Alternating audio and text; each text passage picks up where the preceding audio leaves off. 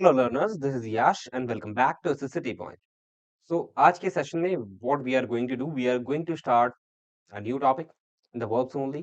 And in the last session we learned about finite verbs and non-finite verbs, so we have to continue the same, the non-finite verbs के हम जो kinds है वो करेंगे आज के सेशन में, वो continue करेंगे because I told you, as I remember in the last session I told you कि भाई three kinds होते हैं किसके, non-finite verbs के।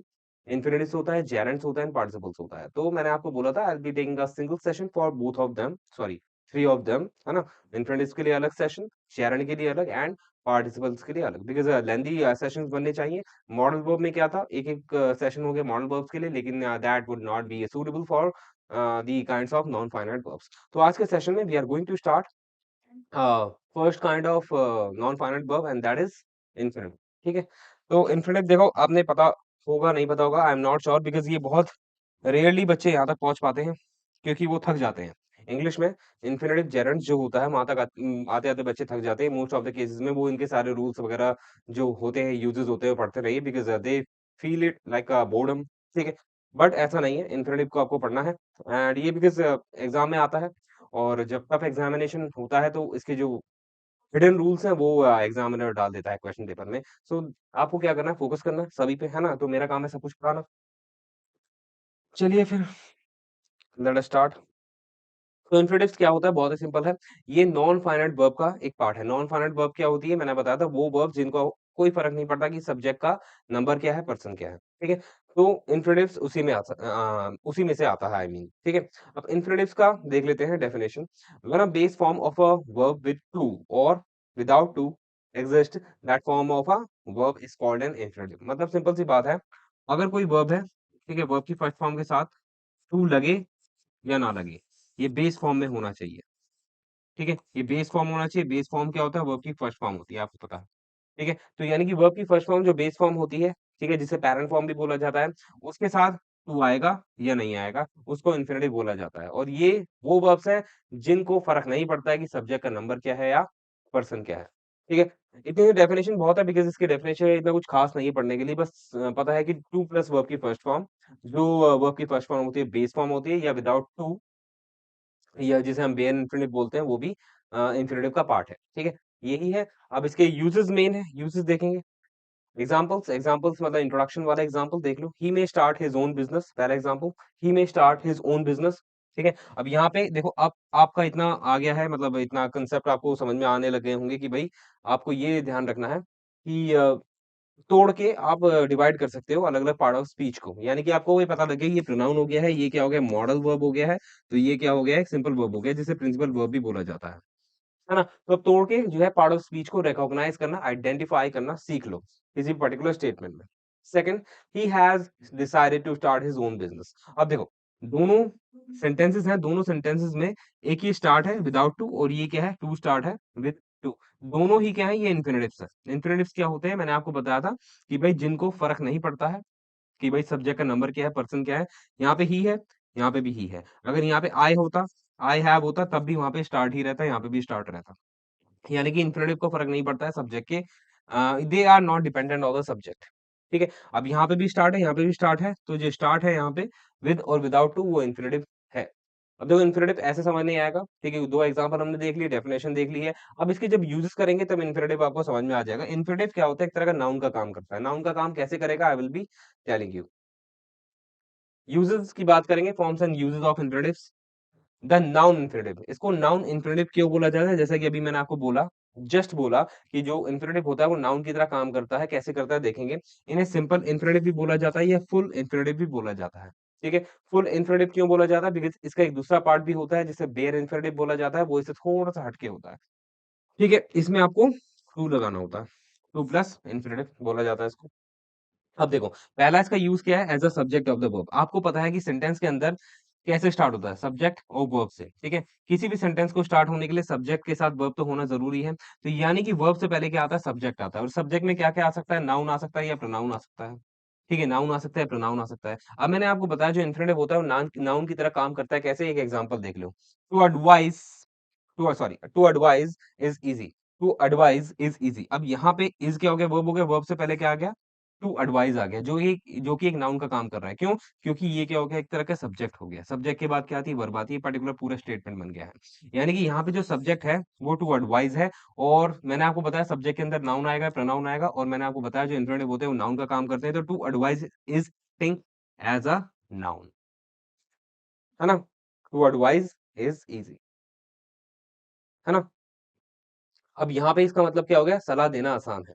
तो हिंदी में ऐसे ही बनता है, नहाना, धोना, काम करना, सोना, इस तरीके से हम बोलते हैं। जो एक्शन का पार्ट होता है हमारा, जो एक्शंस होते हैं उनका भी अलग से नाम होता है, और वो प्रेजेंट किए जाते हैं इन्फिनिटिव से। यानी कि सलाह देना एक तरह का एक्शन है, उसको नाउन में कन्वर्ट कर दिया गया है कि भाई सलाह देने का जो एक्शन है, वो जो मोमेंट है, उसको डिफाइन कर रहा है क्या? इन्फिनिटिव। उसको इलस्ट्रेट कर रहा है इन्फिनिटिव, ठीक है? तो to advice is easy, because अब देखो यहाँ पे सलाह देने के लिए बात हो रही है, ठीक है? अब यहाँ पे सलाह देने के लिए बात हो रही है, अब कोई ऐसा वर्ड नहीं है जो एक्चुअली में सलाह देने के लिए बोला जाता है, कोई वर्ब नहीं है, कोई सब्जेक्ट नहीं है, मतलब in the form of noun और प्रोनाउन नहीं है ना? तो कभी-कभार क्या होता है, कुछ सभी एक्शंस के नाउन नहीं बनाए जा सकते, तो कुछ ऐसे एक्शन जिनके नाउन प्रेजेंट नहीं है, हम उसको इन्फिनिटिव से शो करते हैं, ठीक है? तो सलाह देने के लिए अलग से देखो, सलाह को बोलेंगे एडवाइस, सलाह को बोलेंगे एडवाइस, उसका नाउन है ना? देखो सलाह क्या है? ये होता है एडवाइस, ठीक है? ये एडवाइस है, ये एडवाइस है। अब एडवाइस क्या है? नाउन है, ठीक है? लेकिन अब सलाह के लिए तो हमें नाउन मिल गया, लेकिन सलाह देने के लिए कोई नाउन नहीं है, तो इसलिए नंबर ऑफ नाउन्स बहुत ज़्यादा हो जाते, अगर हर एक एक्शन के लिए एक नाउन बनाया जाता तो। तो इसलिए क्या करते हैं ग्रामेरियंस ने क्या करा, उन्होंने एक रूल बना दिया इन्फिनिटिव का कि भई टू के साथ उसी सेम एक्शन की वर्ब डाल दो, उसे इन्फिनिटिव बना दो और वो नाउन का काम करेगा, ठीक है? तो एडवाइस के लिए एक नाउन बना दिया, इसी के साथ वर्ब के साथ ऐड कर दिया टू। एडवाइस एक तरह का नाउन है, इसकी वर्ब की एडवाइस, इसके साथ टू लगा दिया, तो ये इन्फिनिटिव बन गया जो कि एक नाउन का काम कर रहा है। ठीक है? अब एक और तरीका है नाउन पहचानने का इसको कि नाउन की तरह काम कर रहा है, क्यों? क्योंकि नाउन के बाद क्या आ रहा है? इज़ आ रहा है, और इज़ के पहले क्या आता है? सब्जेक्ट आता है, और सब्जेक्ट में नाउन होंगे या प्रोनाउन होंगे, तो ये नाउन का काम कर रहा है ना? चलिए next, to read is a good habit, ठीक है? इसका मतलब क्या हो गया? पढ़ना एक अच्छी आदत है। To steal is wrong, to steal is wrong, इसका मतलब क्या हो गया? चोरी करना गलत है ना? तो as a subject of the verb, यानी कि जो वर्ब से पहले आता है, ठीक है? जो वर्ब से पहले आता है, जो शो करता है कोई एक्शन, जो करता धरता होता है किसी भी एक्शन का, जिसे हम सब्जेक्ट बोलते हैं, तो उसकी तरह काम करता है इन्फिनिटिव। आज का सेशन बहुत लंबे होने वाला है, सो मतलब फोकस होके पढ़ना है आपको। डू नॉट अ, मतलब हम्बल फंबल नहीं होना बिल्कुल भी, ठीक है? And do not gate nervous, because complete करवाना है पूरे इन्फिनिटिव को आज के सेशन में। बी, पॉइंट नंबर बी क्या कहता है? An object to a verb, ठीक है? वर्ब का ऑब्जेक्ट, आपको पता है कि वर्ब के बाद ऑब्जेक्ट भी आता है, ठीक है? ऑब्जेक्ट भी आता है ना? तो वर्ब के बाद जो ऑब्जेक्ट आता है उसमें आप इन्फिनिटिव का यूज़ कर सकते हो। जैसे he likes to talk, he likes to talk. अब यहाँ पे कैसे पहचानोगे ऑब्जेक्ट का काम कर रहा है, कि यहाँ पे he likes he likes a talk लिख देते हैं, ठीक है? He likes a talk, he likes what? Talk, a talk. तो यहाँ पे व्हाट का आंसर कर रहा है, व्हाट का आंसर करने वाला ऑब्जेक्ट होता है, ठीक है? तो instead of using a talk लिखने की जगह मैंने इन्फिनिटिव फॉर्म यूज कर दी, टू टॉक। तो जैसे कि लाइक के बाद ऑब्जेक्ट का काम कर रहा है अ टॉक, वैसे ही लाइक के बाद टू टॉक ऑब्जेक्ट का काम कर रहा है, तो ये बन गया ना ऑब्जेक्ट। तो ही लाइक्स टू टॉक का मतलब क्या हो गया? उसे बात करना पसंद है। She forgot to study today, आज वो भूल गई टू स्टडी। अब देखो ये सारी वर्ब्स हैं जो इस फॉर्म में आ सकती है, यानी कि ये जितनी वर्ब्स है ना आपके सामने, ये रट्टा मारने की जरूरत नहीं, कभी याद नहीं कर पाओगे, भूल जाओगे बार बार, बस एक बार गो थ्रू होते रहना। ये वो सारी वर्ब्स हैं जो एज एन ऑब्जेक्ट का काम करती है in the form of infinitive in a particular statement, ठीक है? ये मैं रीड आउट करने वाला नहीं हूँ, बिकॉज़ ये बहुत है, ठीक है? तो ये बार-बार देखोगे तो आपको आइडिया लग जाएगा कि भई हाँ, आप अफोर्ड से पहले या एग्री से पहले टू लगा सकते हो एज एन ऑब्जेक्ट, ठीक है? इनको रट्टा मारने की ज़रूरत नहीं है, ना मेरे को याद है, ना किसी को याद होगी, I am sure about that, because ये ज़रूरत नहीं है रट्टा मारने की, आती रहती है, बार-बार देखते रहो। ये मैंने लिख दिया ताकि जब आप क्वेश्चन्स करते हो तो वहाँ पे कभी एरर फॉर्म में आ जाता है, तो you will be able to get to know कि भई यहाँ पे ऑब्जेक्ट की तरह कौन-कौन सी वर्ब काम कर सकती है एज एन इन्फिनिटिव। चलिए आगे, see, to make a comment और जजमेंट अबाउट अ नाउन, ठीक है? किसी भी नाउन के ऊपर जजमेंट देना या कमेंट देना, ठीक है? उसके लिए फॉलोइंग पैटर्न का यूज़ करना। समझ नहीं आया कोई बात नहीं, बता देता हूँ। सब्जेक्ट के बाद कोई भी टू बी वर्ब लगा दो, टू बी वर्ब यानी कि इज, एम, आर, वाज, वर। उसके बाद नाउन फ्रेज का मतलब नाउन ही समझ लो। उसके बाद इन्फिनिटिव। इन्फिनिटिव क्यों आएगा? क्योंकि ये इस नाउन फ्रेज के ऊपर कमेंट कर रहा है। जैसे it is potable water. It is potable water. Potable water का मतलब समझ में आता है ना? It is potable water, why it is potable? To drink. ठीक है, समझ में आ गया कि मतलब ये जो टू ड्रिंक है ये इन्फिनिटिव है, और ये जो नाउन फ्रेज है, ये जो नाउन फ्रेज है, इसके ऊपर कमेंट कर रहा है कि भाई पोर्टेबल वाटर किस लिए? पीने के लिए। पीने के लिए, है ना? तो नाउन फ्रेज जो भी यूज होता है उसको डिफाइन करता है, मतलब आगे फॉरवर्ड करता है, उसके बारे में बताता है, ये समझ लो। What you read is a useless matter to read. ठीक है, अब ये कह रहा है व्हाट यू रीड, जो भी तुम पढ़ते हो वो एक यूजलेस मैटर है। क्यों यूजलेस मैटर है? टू रीड, पढ़ने के लिए, है ना? तो ये क्या है? Useless matter. ये एक नाउन फ्रेज है, ये एक तरह का नाउन फ्रेज है। अब ये आगे जो टू रीड है, ये बता रहा है, इसको फॉरवर्ड कर रहा है, किस तरीके से बता रहा है कि यूजलेस मैटर है, क्यों है, उसके ऊपर कमेंट कर रहा है, जजमेंट दे रहा है ना? कि भाई ये जो यूजलेस मैटर है क्यों है? पढ़ने के लिए यूजलेस है, बाकी पता नहीं। I hope you are getting it. चलिए डी पे चलते हैं। डी कहता है टू क्वालिफाई सर्टेन एडजेक्टिव्स। कुछ एडजेक्टिव्स भी होते हैं जिनका आंसर करता है कौन? कौन करता है? आंसर करता है infinitive. I am happy to leave alone. अच्छा वैसे यहाँ पे ना लीव नहीं आएगा, लिव आना चाहिए। लिव ज्यादा सूट कर रहा है, बट लीव भी सही है। लीव का मतलब क्या हो गया? मैं अकेला छोड़ना पसंद करूंगा, अकेला जाना पसंद करूंगा, इस तरीके से। तो यहाँ पे लीव भी सही है, लिव भी सही है। ठीक है, अभी ये कह रहा है कि भाई अब समझाने के लिए सपोज करो यहाँ पे लिव लिखा हुआ है मैंने। I am happy to live alone. ठीक है, मैं खुश हूँ। मैं खुश हूँ। हैप्पी क्या है? एडजेक्टिव है। मैं खुश हूँ। क्यों खुश हूँ? टू लिव अलोन, अकेले रहने में मैं खुश हूँ। ठीक है, यानी कि एडजेक्टिव क्या है? हैप्पी है। उसका आंसर करा है, ये आगे फॉरवर्ड करा है उसको in the form of infinitive. तो ये कैसे काम कर रहा है? इन्फिनिटिव का काम कर रहा है। He was please to meet you. He was please. Please मतलब किसी से बहुत ज्यादा कृपा टाइप होना, मतलब होता ना, देखो प्लीज की पूरी हिंदी हो गई अर्नेस्टली कुछ किसी को बोलना, मतलब एक तरीके से बहुत ज्यादा किसी से रिक्वेस्ट करना, है ना? तो वो प्लीज्ड है, वो बहुत ज्यादा रिक्वेस्टिंग है। क्यों रिक्वेस्टिंग है? To meet you. तो यहाँ पे जो टू मीट है ना, वो आंसर कर रहा है कि व्हाई ही वाज प्लीज्ड, है ना? तो टू मीट क्या है? एक तरह का इन्फिनिटिव है, टू प्लस वर्ब की फर्स्ट फॉर्म, वो एडजेक्टिव का काम कर रहा है। यानी कि कुछ ऐसे एडजेक्टिव्स होते हैं जिनके बाद आप डायरेक्टली इन्फिनिटिव का यूज कर सकते हो to make that adjective what answerable, है ना? और ये सारे वर्ड चिपके हैं। ठीक है, जैसे सपोज करो इसमें से ईगर ले लो। ईगर, ईगर मतलब क्या होता है? एक्साइटेड। ठीक है, जैसे ग्लैड ही ले लो। ग्लैड बहुत ही सिंपल है। ठीक है, अगर आप कभी आप यूज करो, आपने देखा होगा बहुत से लोग ग्लैड का यूज करते हैं, एक स्टेटमेंट में यूज करते हैं, I am glad to meet you, है ना? या नाइस टू मीट यू भी बोलते हैं, नाइस टू मीट यू। तो वहां पे टू मीट क्या है? इन्फिनिटिव है। वहां पे टू प्लस मीट ही क्यों आया? क्योंकि कुछ एडजेक्टिव्स ऐसे होते हैं जहां पे एक्चुअली में इन्फिनिटिव ही आता है, टू प्लस वर्ब की फर्स्ट फॉर्म। या glad to talk to you, glad to see you. To ही क्यों आया? क्योंकि इन्फिनिटिव यूज होते हैं इन सब एडजेक्टिव के साथ। एक बार देख लेना सबको। ठीक है, सिंपल है, सिंपल सिंपल है सारे एडजेक्टिव्स। ये आ सकते हैं, फिल इन द ब्लैंक्स में भी आ सकते हैं आपके क्वेश्चन में, क्वेश्चन पेपर में, आई मीन, है ना? अब देखो यहाँ पे क्या कह रहा है? वर्ब, कोई भी वर्ब हो, उसके बाद how, what, when, whom, where या विच आता है, या वाई भी आता है, यानी कि सारी डब्ल्यूएच फैमिली हो गई। ये क्या है? सारे रिलेटिव प्रोनाउन है। ये क्या है? सारे क्या है? रिलेटिव प्रोनाउन है। और इनके बाद आप किसका यूज करोगे? इन्फिनिटिव का यूज करोगे। इट इज यूज्ड आफ्टर, ये मैंने लिख रखा है, ये फॉर्मेट होता है रिलेटिव प्रोनाउन। उसके बाद क्या आता है? कोई भी इन्फिनिटिव आता है। ठीक है, जैसे ये सारी वर्ब्स है, ये सारी वर्ब्स कौन सी है? ये सारी वर्ब्स है जो यहाँ पे यूज होगी। उसके बाद कोई भी WH फैमिली का वर्ड आ जाएगा, उसके बाद आप इन्फिनिटिव का यूज करोगे। जैसे she does not know, know आ गया, इन वर्ब्स में से आ गया, है ना? नो। उसके बाद कोई भी WH फैमिली, whom, उसके बाद टू इन्फिनिटिव क्या हो गया आपका? टू आस्क क्या हो गया? इन्फिनिटिव हो गया, है ना? शी डज नॉट नो, उसे नहीं पता है, whom टू आस्क, किससे पूछना है, किससे पूछना है। ठीक है, तो इस तरीके से आप यूज कर सकते हो इन्फिनिटिव का WH फैमिली के बाद, और विद दीज वर्ब्स, है ना? Tell me what to do, मुझे बताओ क्या करना है। Tell me what to do, मुझे बताओ क्या करना है। ठीक है, तो यहाँ पे क्या हो गया आपका? टेल आ गया, है ना? टेल भी इसी में से होगा, यहाँ पे टेल भी डाल लो। ठीक है, उसके बाद व्हाट आ गया, व्हाट क्या आ गया? ये सारे डब्ल्यूएच फैमिली। उसके बाद टू डू क्यों आ गया? इंफिनिटिव हो गया। इस तरीके से आप यूज कर सकते हो। ठीक है, अब ये बताने का रीजन ये है कि भाई आप इन्फिनिटिव के अलावा कुछ और यूज नहीं करोगे। जैसे आप tell me what for doing नहीं कर सकते, tell me what is doing नहीं कर सकते, tell me what to do ही सही रहेगा।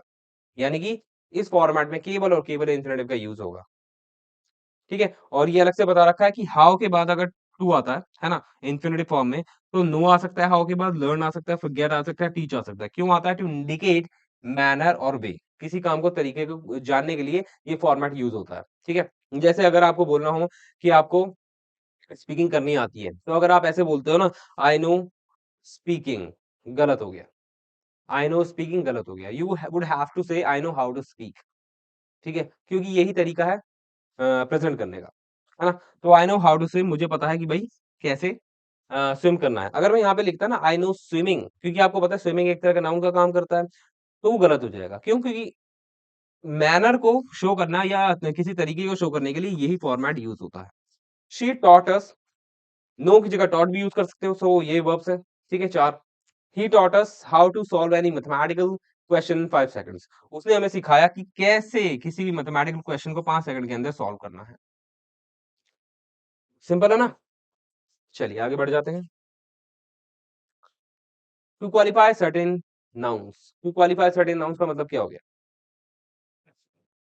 कुछ नाउन्स के बाद इन्फिनेटिव का यूज होता है और कुछ नहीं है इसका मतलब। ठीक है, both of them made a decision to live together, both of them made a decision, decision यहाँ पे नाउन हो गया, दोनों ने फैसला किया। क्या फैसला किया? To live together. तो यहाँ पे टू लिव ही आना था, फॉर लिविंग या कोई और फेज नहीं आना था। कहने का मतलब यही है। कुछ नाउन्स ऐसे होते हैं जिनके बाद भी, जैसे एडजेक्टिव बताया था, और कुछ नाउन्स भी ऐसे होते हैं जिनके बाद केवल इन्फिनेटिव आता है। ठीक है, John has got a plan, John को एक प्लान पता है। क्या प्लान है? To earn more even at home. ठीक है, to earn more even at home. I hope you are getting it. The following nouns are followed by infinitives. इसका मतलब क्या हो गया? ये सारे वो नाउन्स हैं जिनके पहले इन्फिनेटिव का यूज होगा, सॉरी जिनके बाद में इन्फिनेटिव का यूज होगा। ठीक है, तो बहुत ही सिंपल है। तो इनको रट्टा मारने की जरूरत नहीं है, एक बार देख लेना। जैसे मैंने तुम्हें 2 एग्जांपल बना दिए ना, ऐसे कोई भी एक बार एग्जांपल बना के देख लो।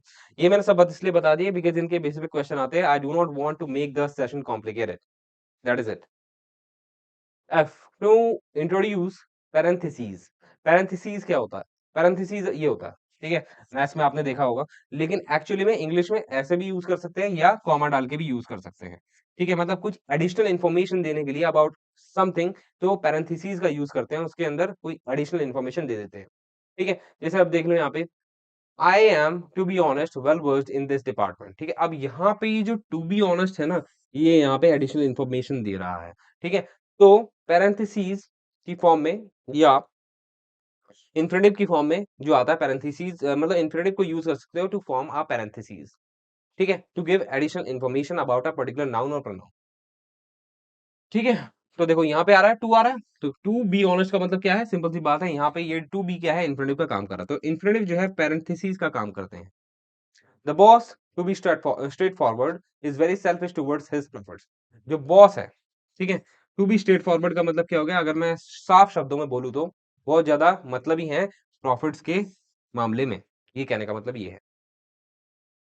आई hope you are getting it. तो इस तरीके से भी आप यूज कर सकते हो इन्फिनेटिव का, इन्फिनेटिव टू प्लस वर्ब की फर्स्ट फॉर्म। चलिए आगे बढ़ जाते हैं। जी, जी क्या कहता है कि भाई हाँ, टू और एनफ, दो तरह के क्या होते हैं? दो तरह के एडजेक्टिव्स होते हैं। ठीक है, सॉरी, दो तरह के एडवर्ब होते हैं। तो इनके बाद अगर किसी सेंटेंस को कंटिन्यू करना है, तो आप किसका यूज करोगे? अगर वहां पे वर्ब आती है तो टू प्लस वर्ब की first form. The bag is too heavy, ठीक है, टू कैरी। ठीक है, तो यहाँ पे मैं इंस्टेड ऑफ इन्फिनेटिव के अलावा कुछ और यूज नहीं कर सकता था। The bag is too heavy for carrying, गलत हो जाता। ठीक है, तो इसके बाद केवल टू ही आएगा। He is good enough to manage his team. ठीक है, he is good enough to manage his team, इसका मतलब क्या हो गया? कि भाई वो इतना अच्छा तो है कि भाई अपनी टीम को मैनेज कर सके। तो एनफ और टू दोनों के बाद टू प्लस वर्ब की फर्स्ट फॉर्म इन्फिनेटिव आता है। एच, टू प्लस वर्ब की फर्स्ट फॉर्म यानी कि two plus infinitive is used for denoting what something can और विल बी यूज्ड फॉर। ठीक है, एग्जांपल देख लेते हैं सीधा। Father needs a cup of coffee, क्यों? ठीक है, यानी कि अगर कोई एक्शन हो रहा है उसका रीजन भी किससे दे सकते हो आप? टू प्लस वर्ब की first form that is infinitive से दे सकते हो। पापा को क्या चाहिए?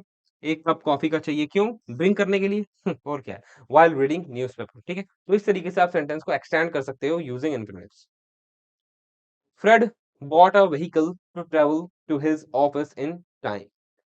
फ्रेड ने खरीदा, क्या खरीदा? व्हीकल खरीदा, कोई मतलब कोई व्हीकल, व्हीकल को हिंदी में क्या कहते हैं, मतलब जो भी हो, व्हीकल खरीदा टू ट्रैवल, क्यों खरीदा? टू ट्रैवल, ट्रैवल करने के लिए, ठीक है? तो ये इन्फिनेटिव है।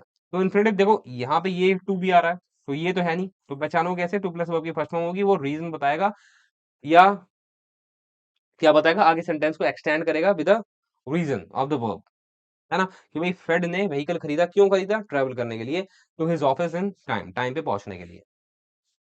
आई, there are certain verbs which occupy a place as in the following construction, ठीक है? अब ये फॉर्मेट हमेशा ध्यान रखना, कुछ वर्ब्स होती है जिनके बाद डायरेक्टली इन्फिनेटिव नहीं आता है, उनसे पहले ऑब्जेक्ट आता है, बाद में इन्फिनेटिव आएगा, यानी कि टू प्लस वर्ब की फर्स्ट फॉर्म बाद में आती है। जैसे अज्यूम, बिलीवर क्यों लिख दिया मैंने यहाँ पे? ये बिलीवर नहीं होगा, बिलीव होगा। Believe, feel, think, consider, know, suppose, understand, ठीक है? आई कंसिडर माई स्टूडेंट, ठीक है? I consider my student to be incomparable, to be incomparable, ठीक है? समझ में आ गया? तो वर्ब के बाद पहले ऑब्जेक्ट आएगा, देन क्या आएगा आपका? ये आएगा, क्या कहते हैं इसको? अरे क्या कहते हैं इसको? Infinitive. She thought Fred to be scoundrel, scoundrel एक तरह की गाली है, ठीक है? अब देखो यहाँ पे शी थॉट, वो समझती है फ्रेड को, क्या समझती है? स्काउंड्रल समझती है, ठीक है? तो यानी कि पहले क्या आया? वर्ब आई, थॉट, ठीक है? उसके बाद किसको समझती है? ऑब्जेक्ट फ्रेड को, क्या? Infinitive, to be scoundrel. I hope you are getting it. चलिए अब आगे बढ़ जाते हैं। अब है verb plus object plus infinitive, ये दोबारा से आ गया कि भाई इस फॉर्मेट की जरूरत क्यों पड़ती है? वर्ब के बाद ऑब्जेक्ट क्यों आता है पहले, फिर बाद में इन्फिनिटिव क्यों आता है? क्यों आता है, उसका एक रीजन है। इस तरह का फॉर्मेट इसलिए यूज होता है to express an action one wants to impose on another person, यानी कि इम्पोज मतलब दबाना, है ना? एक एक्शन को, ठीक है, दूसरे इंसान के ऊपर दबाने के लिए आप इसका यूज करोगे, ठीक है? और ये फॉर्मेट आपको पता ही है, और ये सारी वर्ब्स इसके लिए यूज होगी, ठीक है? जैसे the police forced him to surrender, police ने फोर्स किया हिम, फोर्स क्या होगी? वर्ब होगी, ठीक है? हिम क्या हो गया? ऑब्जेक्ट हो गया, और टू सरेंडर क्या हो गया? इन्फिनिटिव हो गया। पुलिस ने उसको फोर्स किया सरेंडर करने के लिए। She advised me to consult a renowned doctor, उसने मेरे को सलाह दी कि किसी जाने पहचाने डॉक्टर से कंसल्ट करूं। My friends encouraged me to exercise daily, मेरे दोस्त ने एनकरेज करा मुझको, verb object infinitive, to exercise daily, exercise करने के लिए daily. I hope you are getting it. आगे बढ़ जाते हैं। जे, जे क्या कहता है? To prevent an answering statement from the repetition the infinitive, ठीक है? देखो सिंपल सी बात है, ये ऐसे ही समझा देता हूँ। ये सारी कुछ वर्ब्स हैं, ठीक है? इनके बाद आप इन्फिनिटिव का यूज करोगे। इन्फिनिटिव का यूज क्या होता है? टू प्लस वर्ब की फर्स्ट फॉर्म होता है। लेकिन ये सारी वो वर्ब्स हैं जब आप किसी का क्वेश्चन पूछते हो और उसका रिप्लाई करते हो, और वहां पे जब सेम वर्ब की जरूरत होती है, तो ये सारी वर्ब्स अगर एज अ सेम वर्ब आती है, एज द सेम वर्ब आती है, तो उसके बाद आप केवल और केवल टू का यूज करके छोड़ दो, ये वर्ब को यूज मत करो। समझ नहीं आया? कोई बात नहीं। देखो जैसे अगर मैं किसी से पूछता हूँ, डू यू सिंग, क्या तुम गाना गाती हो, या तुम क्या गाता हो, या तुम गाते हो, इस तरीके से पूछता हूँ, क्या तुम गाते हो, तो वो आंसर करेगा हाँ मैं गाता हूँ। तो इंग्लिश में भी ऐसे ही बोलेगा, yes I love to sing, है ना? वो ऐसे ही बोलेगा, आई लव टू सिंग, ठीक है? तो यानी कि लव एक ऐसी वर्ब है, ठीक है? लव इसमें से आएगी ना, इसमें, हाँ ये रहा ना, एक ऐसी वर्ब है जिसको अगर आंसर में आप डाल रहे हो, ये क्या क्वेश्चन है, ये आंसर है, ठीक है? ये स्टेटमेंट इसका आंसर कर रही है, ये क्वेश्चन है, ठीक है? तो लव के बाद आप टू लगा दो, आपको पता है कि भाई लव के बाद इन्फिनिटिव का यूज होगा। इन्फिनिटिव क्या होता है? टू प्लस वर्ब की फर्स्ट फॉर्म होता है, लेकिन लव के बाद आप टू लगा के छोड़ दो, वो अंडरस्टूड है कि उसका मतलब ऑलरेडी क्या है? टू सिंग ही है, क्योंकि वो जिस क्वेश्चन का आंसर पूछ रहा है उसी में तो, मतलब जिस वर्ब का क्वेश्चन पूछ रहा है उसी वर्ब में आंसर करेगा, है ना?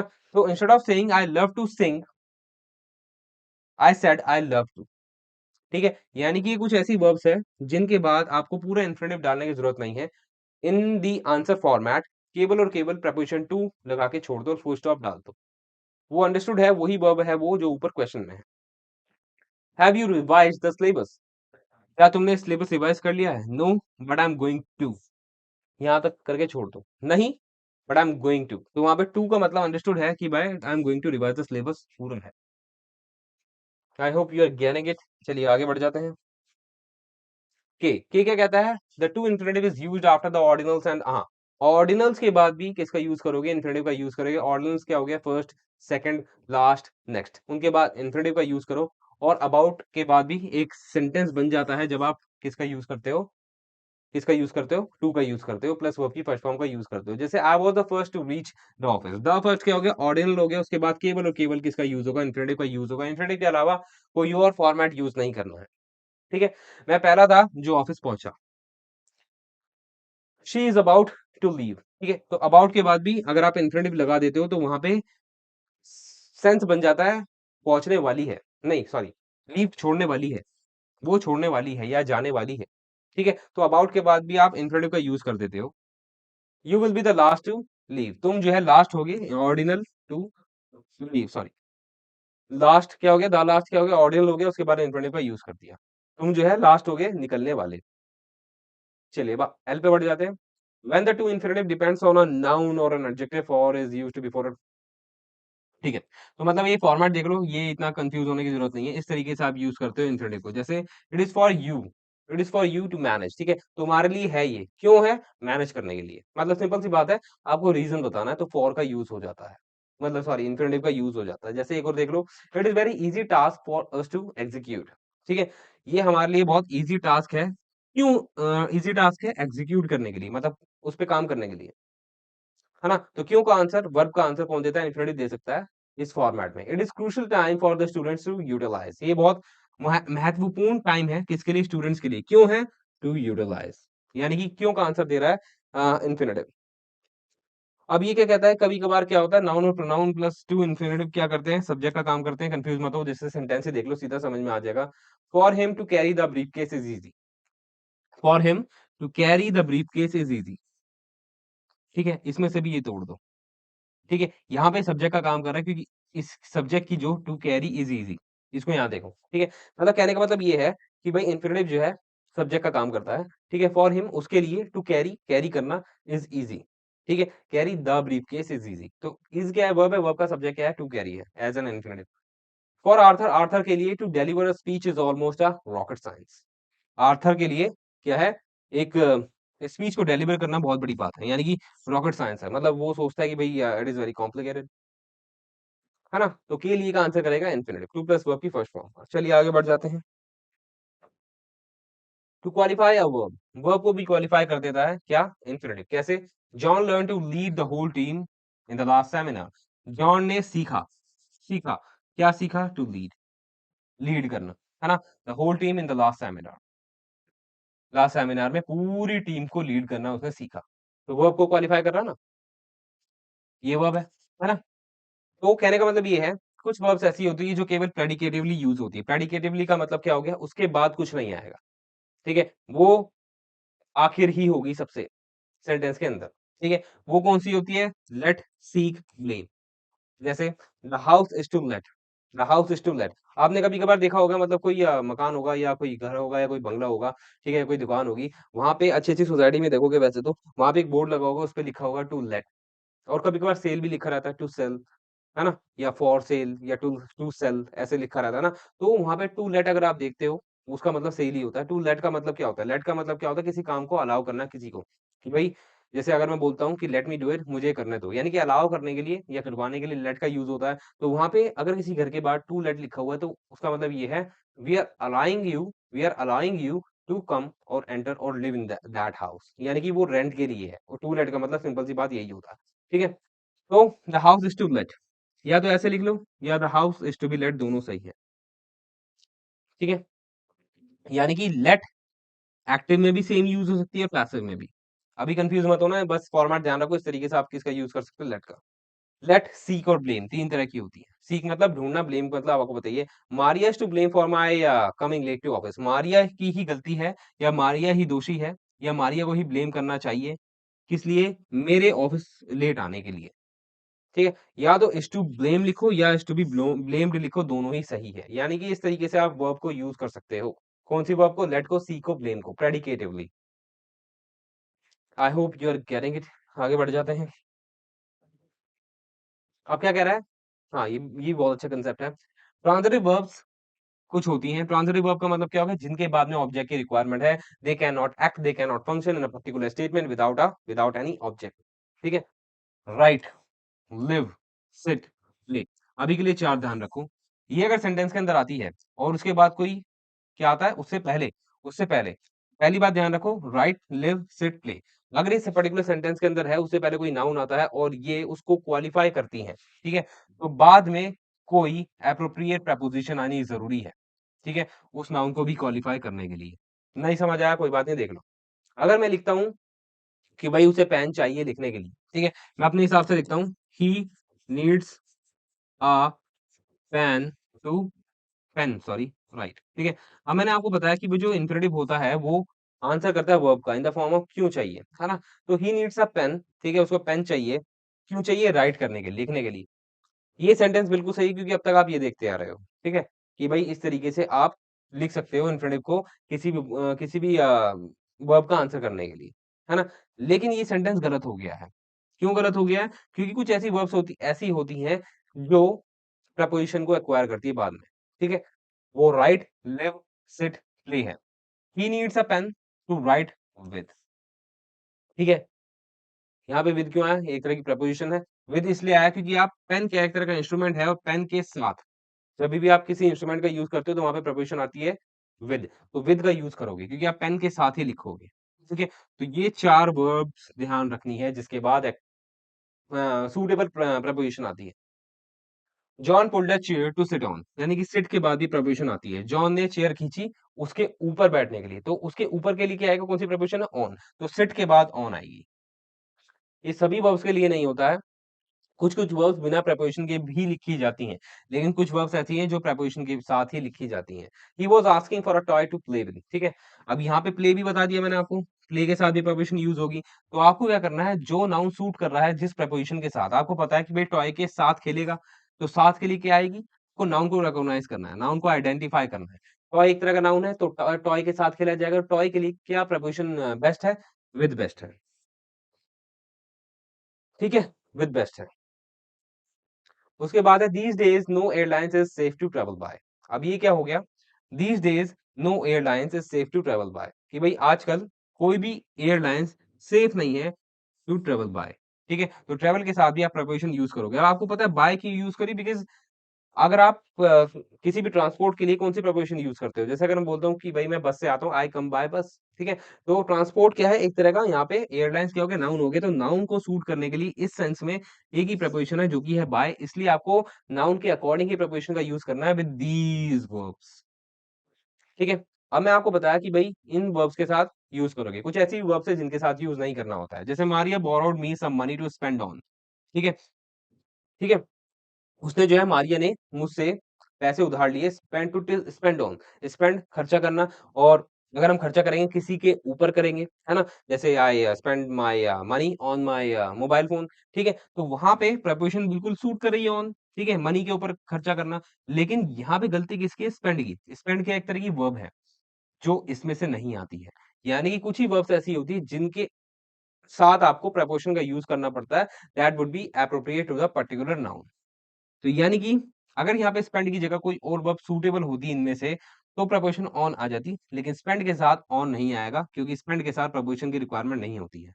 वैसे तो ऑन बिल्कुल सही था वहाँ पे, है ना? क्योंकि किसी के ऊपर खर्चा करना ऑन ही आता, लेकिन वर्ब वो वाली नहीं है जो प्रीपोज़िशन को एक्वायर करेगी। I hope you are getting it. चलिए, अब जो है ये वाला देख लेते हैं। The verbs appoint, promote, nominate, ठीक है? ये 3 तरह की वर्ब्स होती हैं, appoint, promote, nominate. Can be used with और विदाउट एन इन्फिनिटिव यानी कि 3 तरह की वर्ब्स हैं, अपॉइंट, प्रमोट, नॉमिनेट। पता होगा इनका मतलब? ये इन्फिनिटिव के साथ आती है लेकिन ज़रूरी नहीं है कि टू आए उस इन्फिनिटिव में, विदाउट टू भी आ सकता है। जैसे the government nominated Fred to be the to be the secretary of the council, ठीक है? अब यहाँ पे नॉमिनेटेड के बाद टू बी आ गया है, ठीक है? अब यहाँ पे आप किसको हटा सकते थे? इन्फिनिटिव को भी हटा सकते हो। The government nominated Fred the secretary of the council तो यहाँ पे नॉमिनेटेड एक ऐसी वर्ब है जिसके साथ इन्फिनिटिव आएगा या नहीं आएगा, ज़रूरी नहीं। ठीक है, दोनों मतलब करेक्ट है, ठीक है? तो 3 ही वर्ब है, ध्यान रखना। Point, promote, nominate. चलिए अब आगे बढ़ जाते हैं। एन क्या कहता है? 2 प्लस इन्फिनिटिव हाँ, मैंने आपको बताया था, ये पर्पस बताती है। ये वर्ब का पर्पस बताती है, एक्शन का पर्पस बताती है, 2 प्लस वर्ब की फर्स्ट फॉर्म कि कोई एक्शन हो रहा है, क्यों हो रहा है? जैसे ये यही काम करती है, क्योंकि इसका मतलब क्या होता है इन्फिनिटिव का? कुछ-कुछ सेंटेंसेस में इसका मतलब होता है इन ऑर्डर टू या सो एज़ टू। ठीक है, मतलब ये मैं काम कर रहा हूँ in order to get this, in order to earn money, है ना? और सो एज़ टू भी वही मतलब होता है। तो we eat, why we eat? To live, ठीक है? यानी कि इन्फिनिटिव जो होता है टू प्लस वर्ब की फर्स्ट फॉर्म वो पर्पस बताता है किसी भी एक्शन का। हम खाते हैं, क्यों खाते हैं? टू लिव, ठीक है? To live. तो इसलिए यहाँ पे इससे ये पता लगता है इन्फिनिटिव क्या करता है, कभी-कभी सेंटेंसेस में उसका मतलब क्या होता है, पर्पस बताना किसी एक्शन का। Teacher sorry the teacher called me to ask a question in front of all the classmates होगा है ना? जो टीचर है जो टीचर है उसने मेरे को बुलाया, उसने मेरे को बुलाया। क्यों बुलाया? टू आस्क अ क्वेश्चन, यानी कि पर्पस क्या था बुलाने का, ठीक है? तो कहने का मतलब ये है कि अगर आप इन्फिनिटिव को यूज़ कर रहे हो किसी भी वर्ब के पर्पस बताने के लिए, तो वहाँ पे केवल इन्फिनिटिव का यूज़ करो, कोई और फॉर्मेट यूज़ मत करो, जैसे जेरंड का। कभी-कभार हम फॉर लेते हैं, प्रीपोज़िशंस की हिंदी होती है के लिए, आपको पता है। जैसे I am coming for you, मैं तुम्हारे लिए आ रहा हूँ, ठीक है, लेते हैं। लेकिन वो भी सही है, लेकिन कभी-कभी वहाँ पे एक्शन के लिए ज़रूरत नहीं होती है, ठीक है? तो जैसे अगर मैं इस सेंस में किसी वर्ब का रीज़न बताने के लिए फॉर प्लस जेरंड का यूज़ करता हूँ, तो गलत हो जाएगा। जैसे अगर मैं वी ईट टू लिव की जगह क्या यूज़ करता, जेरंड का यूज़ करता, we should eat for living, तो ये गलत हो गया है। क्यों गलत हो गया? बिकॉज़ जेरंड का यूज़ नहीं करते हैं पर्पस के लिए केवल infinitive. We should eat to live, ये ही सही है, ठीक है? टू लिव आना चाहिए। टू लिव का मतलब infinitive. She phoned the police for asking for help, ठीक है? उसने पुलिस को फ़ोन किया, क्यों किया? फॉर आस्किंग गलत हो गया है। जेरंड का यूज़ मत करो। Therefore, instead of using a gerund, what you have to use? You have to use an infinitive, ठीक है? Like she phoned the police to ask, ठीक है? To ask for a help होना चाहिए था, है ना? I hope you are getting it. तो अब क्या करेंगे हम? नेक्स्ट स्लाइड पे जाएंगे and the use number O. There are certain verbs which occupy a place as in the following patterns, यानी कि कुछ वर्ब्स ऐसी होती हैं जो इस पैटर्न को फॉलो करेगी। यानी कि वर्ब के इमीडिएटली बाद इंफिनिटिव आ जाएगा, या वर्ब के बाद पहले ऑब्जेक्ट आएगा, देन इंफिनिटिव का यूज होगा, और ये सारी वो ही वर्ब्स हैं आपके सामने, ठीक है? ये वो वर्ब्स हैं जो इन दोनों पैटर्न को फॉलो कर सकती है, एक को नहीं दोनों को फॉलो कर सकती है, ठीक है? या तो डायरेक्ट यूज के हिसाब से डायरेक्ट क्या लगा दो, इन्फिनिटिव का यूज कर दो, ठीक है? या क्या कर दो, पहले ऑब्जेक्ट लगाओ, देन टू प्लस वर्ब की फर्स्ट फॉर्म, लाइक वांट, ठीक है? वांट एक बहुत ही ज्यादा कॉमन वर्ब है, and I have made a sentence on this. I want to rehearse well before auditions, ठीक है? इसका मतलब क्या हो गया कि भाई मैं ऑडिशन से पहले रिहर्स करना चाहता हूँ, ठीक है? तो यहाँ पे वांट के बाद इमीडिएटली बाद टू प्लस वर्ब की फर्स्ट फॉर्म, ठीक है? उसके बाद या इसका ऐसे बना दो, I want him to rehearse well before auditions. दोनों का स्लाइटली मीनिंग चेंज हुआ है। पहले वो किसके लिए था? वो शायद आई के लिए था, लेकिन अब जो है वो हिम के लिए हो गया है।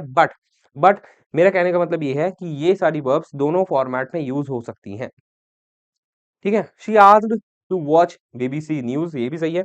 इमीडिएटली बाद टू प्लस वर्ब की फर्स्ट फॉर्म, या she asked me to watch BBC news, दोनों ही सही हैं। आई होप ये वाला यूज़ भी आपको समझ में आ गया होगा। अब हम चलेंगे आगे। अब है नेगेटिव इन्फिनिटिव्स। नेगेटिव इन्फिनिटिव्स का क्या कांसेप्ट क्या कहता है? ये कहता है कि जैसे कि भाई कोई वर्ब नेगेटिव में आ जाती है, वर्ब के बाद नॉट लगा देते हैं, ऐसे ही जो इन्फिनिटिव होता है टू प्लस वर्ब की फर्स्ट फॉर्म, वो भी नेगेटिव में हो सकता है, ठीक है? क्यों नहीं हो सकता है? अब कुछ नहीं है उसमें, क्या करो? नॉट लगा दो, ठीक है? When the word not when the word not is followed by to, है ना? to, the construction is said to be negative infinitive, यानी कि अगर टू प्लस वर्ब की फर्स्ट फॉर्म से पहले नॉट लगा दोगे, बस नॉट की पोजीशन ध्यान रखना, ठीक है?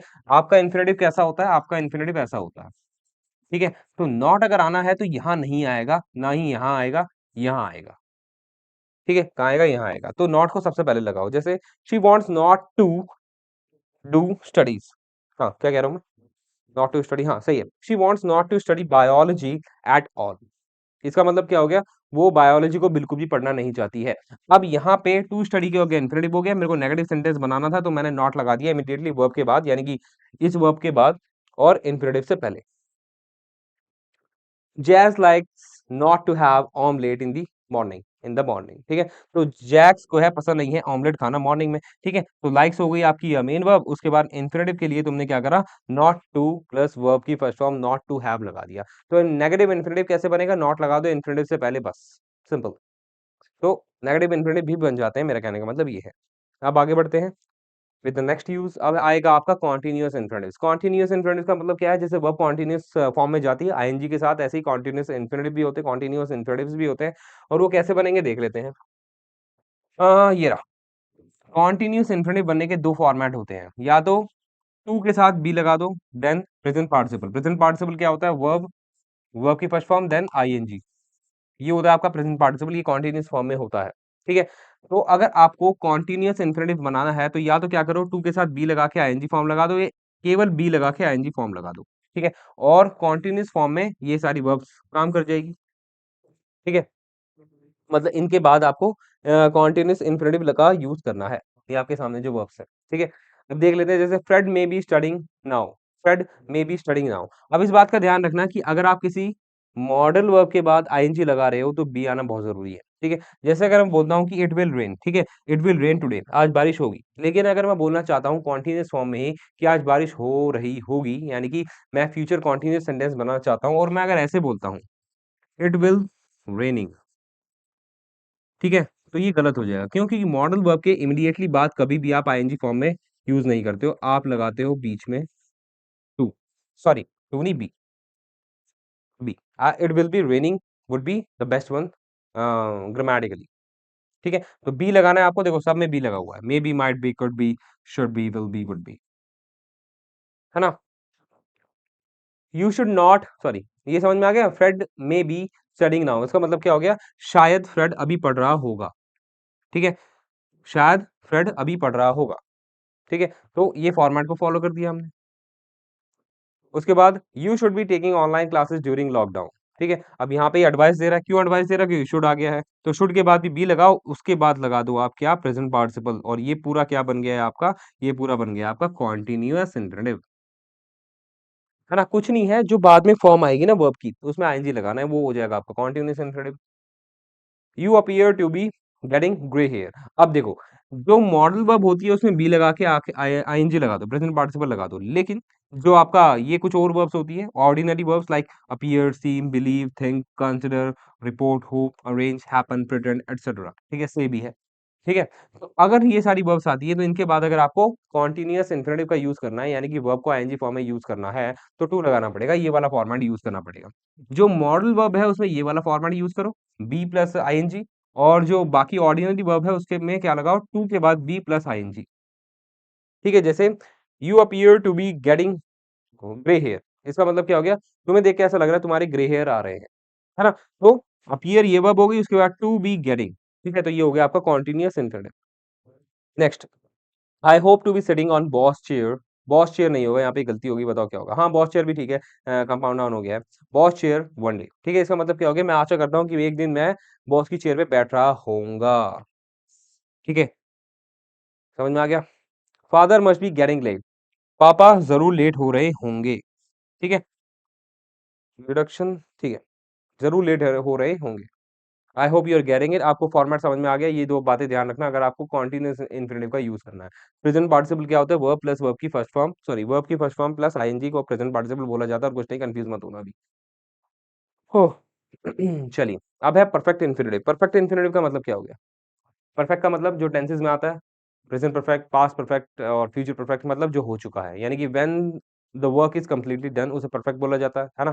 तो जब कोई अपना काम पूरी तरीके से करता है उसे परफेक्ट बोला जाता है, तो वही है परफेक्ट कॉन्टिन्यूअस होता है। और अभी हम पढ़ेंगे परफेक्ट इंफिनिटिव। परफेक्ट इंफिनिटिव का मतलब क्या हो गया? आपको हैव का यूज करना है। व्हाई? बिकॉज नॉर्मल सेंटेंसेस में आप हैव का यूज करते हो ये बताने के लिए कि आपने कोई काम एक्शन कर लिया है। ठीक है, जैसे अगर मैं बोलता हूँ कि मैंने पढ़ा लिया है, तो I have taught my, I have taken my lecture. तो वहां पे I have taken my lecture क्यों बोला? क्योंकि हैव ही आपको प्रेजेंट परफेक्ट इंडिकेट करता है कि जो एक्शन है प्रेजेंट में हो चुका है, और पास्ट के लिए हैड आता है, लेकिन इन्फिनिटिव में टू आ रहा है, तो टू के बाद केवल हैव लगेगा। क्यों? क्योंकि टू के बाद हमेशा वर्ब की फर्स्ट फॉर्म यूज होती है और प्रेजेंट फॉर्म यूज होती है, कभी भी टू के बाद पास्ट फॉर्म या पास्ट पार्टिसिपल फॉर्म, यानी कि वर्ब की सेकंड फॉर्म और वर्ब की थर्ड फॉर्म यूज नहीं होगी। टू के बाद हमेशा हैव यूज होगा, जो कि वर्ब की फर्स्ट फॉर्म है। तो अगर आपको इंडिकेट करना है क्या परफेक्ट इन्फिनिटिव, तो टू के बाद हैव लगा दो, ये आपको बताएगा आगे जाके। और आपको पता है हैव के बाद वर्ब की थर्ड फॉर्म ही आती है हमेशा, पास्ट पार्टिसिपल को वर्ब की थर्ड फॉर्म भी बोला जाता है। ठीक है, तो परफेक्ट इन्फिनिटिव कैसे बनेगा? हैव के बाद पहले टू, उसके बाद हैव, देन वर्ब की थर्ड फॉर्म। ठीक है, वो कैसा एक्शन शो करेगा कि भाई कार्य हो चुका है वाला। ठीक है, something is perfectly done, something is perfect, that is why this sentence is called perfect sentences. ठीक है, अब ये आपके सामने वर्ब्स है, ठीक है, जो यूज करवाती हैं, क्या यूज करवाती है? Perfect infinitives. जैसे Harry admitted to have committed a mistake. अब यहाँ पे टू हैव कमिटेड आ गया ना, इसका मतलब कार्य हो चुका है कंप्लीटली, यानी कि वो मिस्टेक हो चुकी है, करी जा चुकी है। ये इंडिकेट करता है परफेक्ट टेंसेस और परफेक्ट इंफिनिटिव भी। ठीक है, तो हैरी ने एडमिट कर लिया है कि भाई उसने गलती कर दी है, यानी कि वो काम परफेक्ट हो चुका है। तो टू हैव कमिटेड, ये हो गया आपका परफेक्ट इंफिनिटिव। यानी कि एडमिट एक वो वर्ब है जो आगे कैरी करती है परफेक्ट इंफिनिटिव को, इसमें से होगी एडमिट। ठीक है, ये रहा। तो कोई भी कभी कभार थोड़ा वर्ब भी ध्यान रखा करो कि भाई कौन सी वर्ब परफेक्ट इंफिनिटिव को यूज करेगी या नहीं करेगी, एक बार गो थ्रू हो जाना, बस सिंपल है। She still remembers to have broken her mother's watch, यानी कि वो अभी भी याद करती है कि भाई उसने अपने मॉम की क्या तोड़ी थी, वॉच तोड़ी थी। तो यहाँ पे टू हैव ब्रोकन आया है, टू हैव ब्रोकन का मतलब कार्य कर किया जा चुका है, वो जो मम्मी की वॉच है वो तोड़ी जा चुकी है, ये शो कर रहा है परफेक्ट इंफिनिटिव, ये शो करता है ना। तो टू हैव ब्रोकन क्यों क्या हो गया, फॉर्मेट हो गया परफेक्ट इंफिनिटिव का, ये देख लो। उसके बाद है but I said to have met him yesterday. एक सेकंड, ये मैंने कब ऐड करा था, I said to have met him yesterday, I said to meet him yesterday, answer the action does not precede the action as per the say। ठीक है, ये देखो कंफ्यूज मत होना, ये अभी के लिए छोड़ दो। ठीक है, इतना डीप पे नहीं जाएगा एग्जाम के अंदर, ये बस ये बोल रहा है कि अगर से है, ठीक है, से को आपने पास्ट फॉर्म में यूज करा तो उसके बाद आप टू प्लस मतलब जो परफेक्ट इंफिनिटिव है वो यूज नहीं होगा। ठीक है, अगर से पहले कोई एक्शन हुआ है वो इस तरीके से प्रेजेंट नहीं हुआ होगा, क्योंकि उसने पहले बोला था, बाद में एक्शन हुआ था। तो अब इस तरीके से इतना मुश्किल तो नहीं आएगा, मुझे पता है कुछ ज्यादा ही कॉम्प्लिकेटेड हो जाएगा। बाकी ये वाली वर्ब्स और ये फॉर्मेट आपको ध्यान रखना है, परफेक्ट इंफिनिटिव में यूज होती है। बाकी एक बार ये समझ में आ जाए तो एक बार देख लेना। वही है कि भाई से जो होता है अगर वो पहले बोल दिया गया है और बाद में एक्शन हो रहा है तो इस फॉर्म में यूज नहीं होगा। ठीक है, चलिए आगे बढ़ जाते हैं। अब क्या है perfect continuous infinitive and passive infinitive. Perfect continuous का मतलब क्या हो गया, परफेक्ट कॉन्टिन्यूअस टेंस भी होता है एक, मतलब कोई काम चलता आ रहा है और जब तक चलता आ रहा है जब तक वो कंप्लीट नहीं हो जाता, यानी कॉन्टिन्यूअस भी है, चलता भी आ रहा है और परफेक्ट हो भी गया है। यानी कि पहले से चलता आ रहा है, कब तक चलता आ रहा है, कब तक चलेगा, जब तक परफेक्ट नहीं हो जाता, कंप्लीट नहीं हो जाता। ठीक है, इसका आप ध्यान रखो, यही होता है सिंपल फॉर्मेट, ये है टू प्लस हैव बीन क्यों लगा है, क्योंकि आपको टेंसेस पता होंगे, टेंसेस में ही परफेक्ट कॉन्टिन्यूअस जो रूल होता है वो हैव बीन होता है। बीन ये बताता है कि भाई काम चलता आ रहा है, हैव ये बताता है कब तक चलता आ रहा है, जब तक वो कंप्लीट नहीं हो जाता। जैसे the back benchers are seemed to have been talking. ठीक है, जो बैक बेंचर्स है उनको देख के ऐसा लग रहा है कि टू हैव बीन टॉकिंग, बात करते आ रहे हैं बहुत टाइम से। तो परफेक्ट कॉन्टिन्यूअस पहले के टाइम को इंडिकेट करता है कि कोई काम कोई एक्शन बहुत पहले से चलता आ रहा है। ठीक है, और कब तक चलेगा, जब तक वो परफेक्ट नहीं हो जाता। तो बैक बेंचर्स अभी बात नहीं कर रहे हैं, वो बहुत पहले से बात कर रहे हैं। कैसे पता लगा ये बात, क्योंकि टू हैव बीन टॉकिंग लिखा हुआ है। ठीक है, परफेक्ट कॉन्टिन्यूअस इंफिनिटिव का यूज किया है। His naughty child pretended to have been studying all day. ठीक है, उसका जो शैतान या नटखट बच्चा है वो प्रिटेंड करता है, मतलब दिखाता है, शो ऑफ करता है, एक्चुअली में काम नहीं करता है। To have been studying all day, कि वो बहुत शुरू से पढ़ रहा है, मतलब पूरे दिन पढ़ रहा है, पूरे दिन से पढ़ रहा है। समझ में आ गया कि मतलब उसका जो नटखट बच्चा है वो ये प्रिटेंड करता है। प्रिटेंड की हिंदी क्या होगी पता नहीं, मैं भूल गया हूँ। प्रिटेंड मतलब शो करना, लेकिन एक्चुअली में दिखावा करना, दिखावा कर रहा है कि भाई उसने दिखावा किया। ठीक है, प्रिटेंडेड मतलब पास्ट में हो गया, वर्ब की सेकंड फॉर्म हो गई, उसने दिखावा किया कि वो पूरे दिन से पढ़ रहा है। तो टू हैव बीन स्टडिंग, तो ये परफेक्ट कॉन्टिन्यूअस इन्फिनिटिव था। वही है जो फॉर्मेट होगा वही होगा जो टेंसेस में होता है। ठीक है, बहुत सिंपल है। चलिए अब लास्ट अपना पैसिव इन्फिनिटिव। पैसिव का मतलब क्या हो गया, जो एक्टिव नहीं होता पैसिव होता है।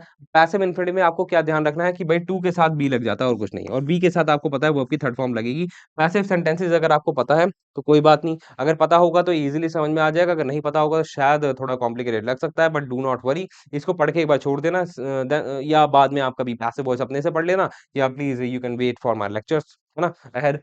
तो पैसिव वॉइस में ये फॉर्मेट होता है, इन्फिनिटिव को पैसिव वॉइस में भी यूज किया जा सकता है। तो पैसिव वॉइस की इंडिकेशन क्या होती है, टू के बाद बी आता है और बी के बाद वर्ब की थर्ड फॉर्म आता है, ये इंडिकेशन होती है पैसिव वॉइस की। जैसे there is a number of items to be bought, इसका मतलब क्या हो गया, अभी बहुत सारे आइटम्स हैं जो खरीदने हैं, टू बी बॉट खरीदने हैं, खरीदे जाने हैं। ठीक है, यानी कोई एक्शन जब किसी और से किया करवाया जाता है, किसी के द्वारा करवाया जाता है, तो पैसिव वॉइस में वो इंडिकेट होता है। ठीक है, एक्टिव वॉइस में क्या होता है, डूअर एक्सप्रेस करता है अपने व्यूज को, ये एक्शन करता है। और पैसिव वॉइस में क्या होता है, डूअर जो सब्जेक्ट होता है उसके ऊपर काम होता है। ठीक है, उसके बाद बाय की थर्ड फॉर्म क्या हो गई, बॉट हो गई। The house is to be sold. The house जो घर है वो बेचने के लिए है, यानी कि वो घर को दे दिया गया है कि कोई खरीद सकता है, ठीक है। तो is to be sold, to be sold, sell की थर्ड फॉर्म सोल्ड, ठीक है, पैसिव वॉइस में। He once used to be ignored, उसे एक बार इग्नोर किया जाता था। वाओ क्या सेंटेंस है। He once used to be ignore, उसे एक बार इग्नोर किया जाता था, ठीक है। To be ignored, the question must be solved, इसका मतलब क्या हो गया, क्वेश्चन को जरूर सॉल्व किया जाना चाहिए, है ना। तो मस्ट बी सॉल्व्ड, ठीक है। अब मॉडल वर्ब में भी कोई मॉडल वर्ब होगी, ठीक है, उसमें भी आप बी लगा के वर्ब की थर्ड फॉर्म लगा दोगे तो वो पैसिव वॉइस में चला जाएगा, इस बात का ध्यान रखना। अगर पैसिव वॉइस में कॉम्प्लिकेशन हो रही तो अभी के लिए भूल जाओ, हम जब आगे करेंगे तो कर लेंगे। बाकी आपकी क्यूरियोसिटी अगर ज्यादा है तो आप खुद से एक बार एक्टिव पैसिव वॉइस बुक में से पढ़ लो, या कोई चैनल को फॉलो कर लो एक्टिव वॉइस पैसिव वॉइस के लिए। अगर तब भी समझ में नहीं आता, you can wait for my lectures ahead, and then आपको ये दोबारा करोगे समझ में आ जाएगा, ठीक है। And with this our infinitives with a long session have been completed, है ना। Thank you for have patience for the long lecture, है ना, फॉर अटेंशन ऑल्सो। मुझे पता है कि अगर आपने ये लेक्चर पूरा लिया है तो ये बहुत ज़्यादा सल्यूट वाली बात है, बिकॉज़ बहुत लंबा लेक्चर था इन्फिनिटिव का। और मैं एक लेक्चर पूरे लेक्चर को पूरा लेक्चर मतलब kinds of non finite verbs पे ही बनाना चाहता था, बिकॉज़ बट एक चीज़ रह गई है इन्फिनिटिव में, बेयर इन्फिनिटिव्स होता है वो रह गया है। अगर मैं वो ऐड करता तो बहुत ज़्यादा सेशन बन जाता, एंड आई न्यू कि nobody would have seen if I added it, तो that is why I did not add it, ठीक है। तो एक बेयर इन्फिनिटिव्स का कांसेप्ट रहता है, जो इन्फिनिटिव्स का ही पार्ट है वो करेंगे हम नेक्स्ट सेशन में, एंड उसके बाद इन्फिनिटिव्स वुड बी टोटली कंप्लीटेड। उसके बाद हम जेरेंड्स को देखेंगे, देन पार्टिसिपल्स को देखेंगे, ठीक है। एंड आज के लिए इतना ही। अब you can have a relax at your home, have some tea और कॉफी, ठीक है। और आज का लेक्चर लेक्चर लेने के लिए बहुत शुक्रिया, बिकॉज़ लंबा लेक्चर था, and if you have attended it, so it would be very amazing for me, है ना। चलिए अब हम मिलेंगे नेक्स्ट सेशन में। Bye bye, take care and sayonara.